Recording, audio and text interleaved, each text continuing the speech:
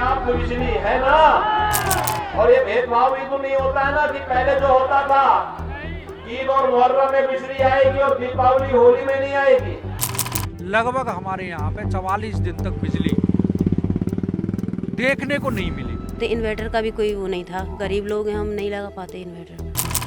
आज उत्तर प्रदेश में भारतीय जनता पार्टी की सरकार ने पूरे उत्तर प्रदेश में बिजली को युक्त करके विकास के नए युग की शुरुआत कर दिया कि बंद नहीं आ रही है, बिजली कटौती नहीं चलेगी, नहीं चलेगी। अगर आपके यहाँ 5-6 घंटे पावर कट हो जाए, इलेक्ट्रिसिटी यानी बिजली ना आए, तो आप परेशान होंगे कि मोबाइल चार्ज कैसे होगा, नेटफ्लिक्स पे मूवी कैसे देखेंगे, फ्रिज में खाना खराब हो जाएगा। लेकिन अगर आपसे कहा जाए कि 40 दिनों तक बिजली नहीं आएगी तो क्या करेंगे? दरअसल उत्तर प्रदेश के ग्रेटर नोएडा जो दिल्ली से सटा हुआ है, वहाँ एक गाँव में 40 दिनों तक बिजली नहीं आई क्योंकि ट्रांसफार्मर खराब था और उसे कोई ठीक करने वाला नहीं था। तो हम इस वक्त मकनपुर खादर गांव में हैं और जनाब ऐसे कैसे का एपिसोड लेकर आ रहे हैं उत्तर प्रदेश के पावर कट, पावर क्राइसिस पर इस झुलसती हुई गर्मी में। तो देखते रहिए हमारे साथ।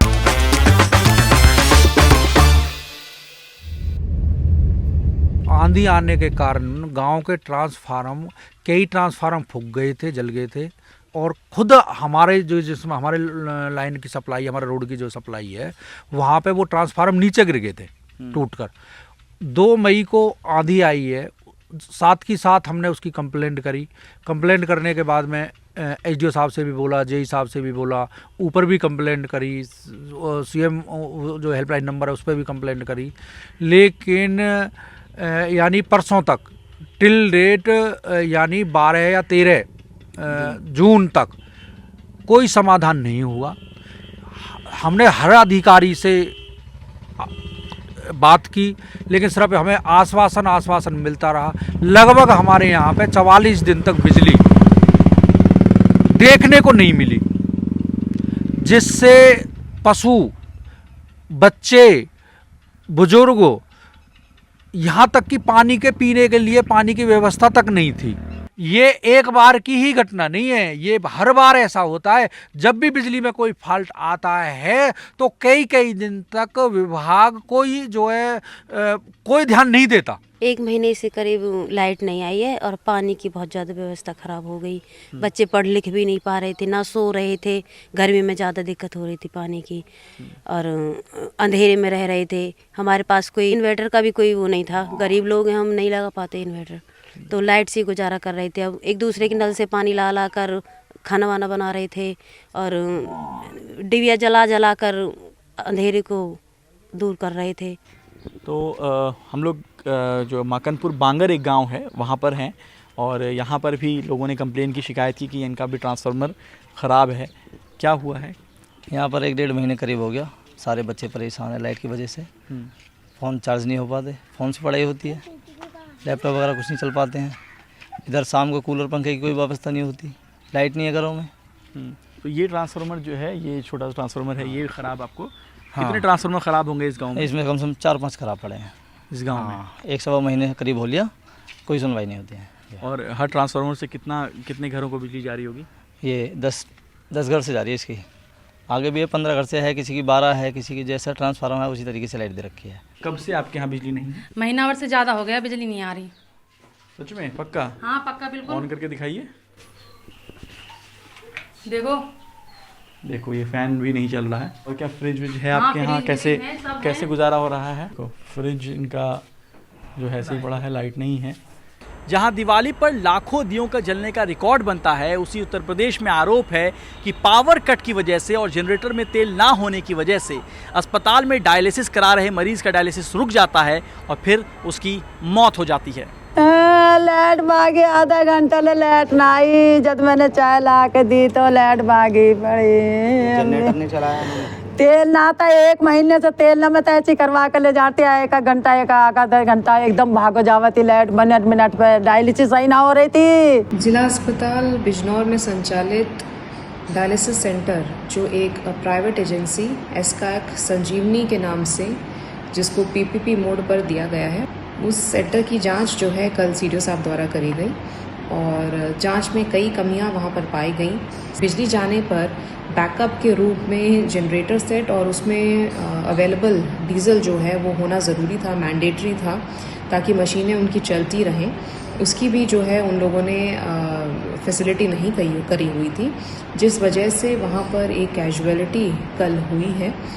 उसका संज्ञान लिया गया और सीडीओ साहब जो है इस पर एक विस्तृत रिपोर्ट दे रहे हैं, जिसके आने पर जो एजेंसी है जो इसका संचालन कर रही थी उनके खिलाफ एफआईआर के लिए और ब्लैकलिस्टिंग के लिए लिखा जाएगा। उत्तर प्रदेश में प्रधानमंत्री नरेंद्र मोदी के संसदीय क्षेत्र वाराणसी से लेकर इटावा, मैनपुरी, लखनऊ, लखीमपुर खीरी, नोएडा में पावर कटौती यानी बिजली की कमी, बिजली की कटौती की खबरें आ रही हैं। कई जगहों पर 10-10 बार दिन में बिजली जा रही है। लोग अलग अलग इलाकों में विरोध प्रदर्शन कर रहे हैं। हम महिलाओं द्वारा लगाया गया जाम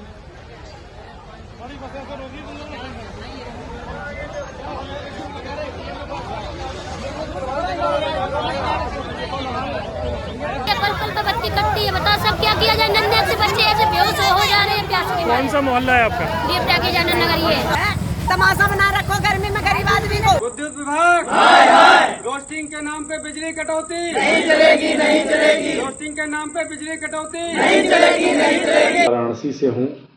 वाराणसी हमारे प्रधानमंत्री जी का संसदीय क्षेत्र है, फिर भी यहाँ पे इतनी ज्यादा बिजली की कटौती हो रही है, दिन और रात।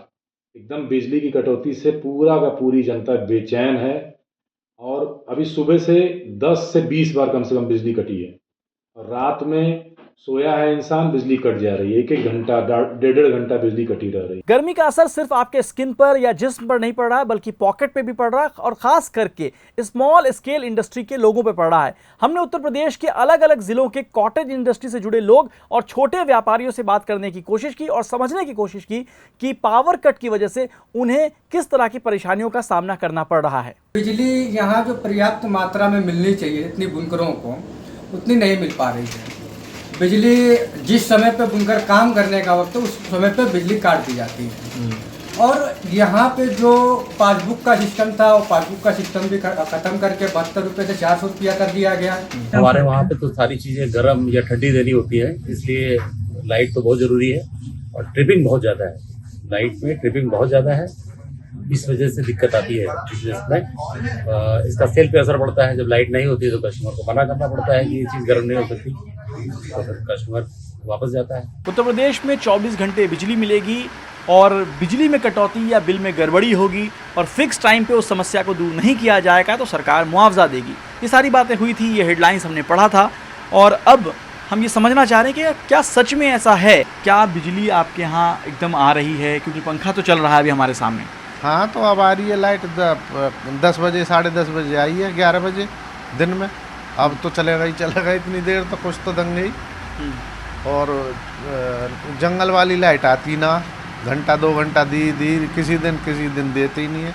जंगल का मतलब खेत से, खेत वाली, खेत सूखे पड़े हैं सारे। लाइट नहीं मिल रही है तो सिंचाई किससे होगी? सिंचाई सो लाइट से ही होगी। और ये ट्यूबवेल लगी पड़ी हैं जो लाइट जंगल की ज़्यादा आनी चाहिए, खेत वाली। तो कितने घंटे जो है लाइट कट रही है खेत में? खेत में तो ज़्यादा ज़्यादा किसी दिन 2 घंटे दे दी, किसी दिन 4 घंटे दे दी, किसी दिन देते भी ना। और देने का वादा कितने घंटों का था? 10 घंटे का तो है ही है। एक तरफ प्रदेश भर से बिजली कटौती की शिकायतें आ रही हैं, दूसरी तरफ यूपी के ऊर्जा मंत्री अरविंद कुमार शर्मा कभी जर्जर तारों के ठीक हो जाने भर से बधाई संदेश लिख रहे हैं तो कभी रिकॉर्ड बिजली सप्लाई का दावा कर रहे हैं। लेकिन सवाल यही है कि 24 घंटे बिजली के वादों का क्या हुआ? सवाल ये भी है कि व्यापारी, किसान, आम लोग गर्मी में परेशान हैं और बिजली कटौती हो रही है और वो सब पूछ रहे हैं, जनाब ऐसे कैसे?